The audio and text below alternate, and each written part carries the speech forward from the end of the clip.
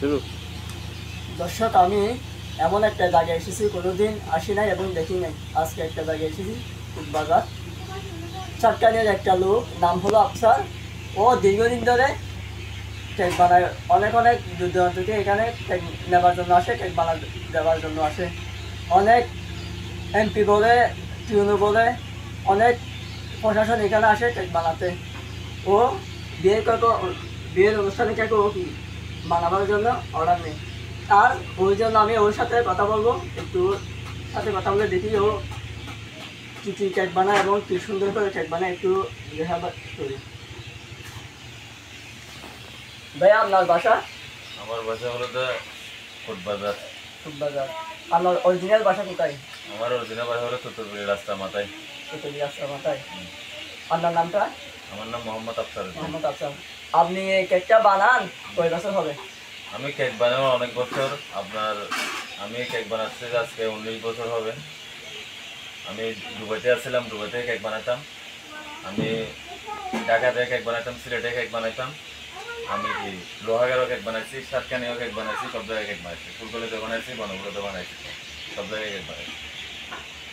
আপনার কেক বানার বয়স কত বছর হবে? মানে 19 বছর হবে। 19 বছর হবে।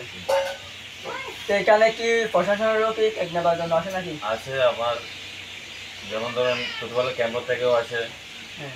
মনে করেন এখান থেকেও আসে, মনে করেন অনেক নেতারাও আসে আমার থেকে কেক বানানোর জন্য। আর কে কে আসলে মানে?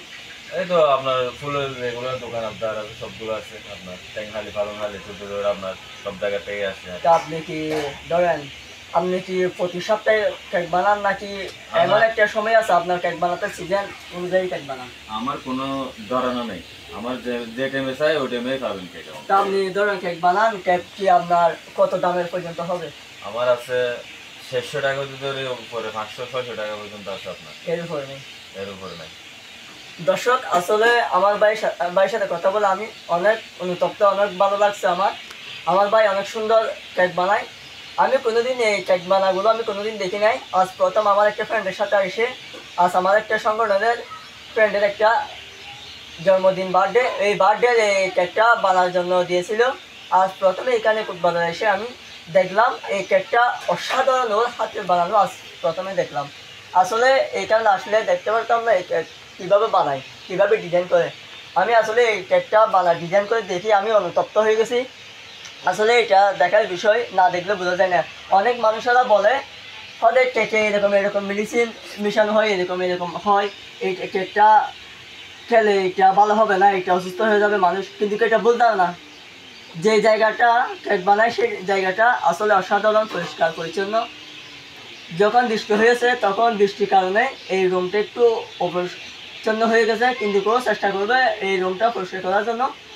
আসলে পরিষ্কার অবশ্যই রাখতে হবে। যে কোনো একটা জিনিস যদি বানানো হয়, রুমটা পরিষ্কার রাখতে হয়, না হলে অনেক লোক আসবে এই অপরিষ্কার দেখলে। লোকেরা বলবে এটা তো পরিষ্কার, এটা তো বানালে এটা আমরা খেলে আমাদের অসুখ হতে পারে, এইরকম অনুভব করবে।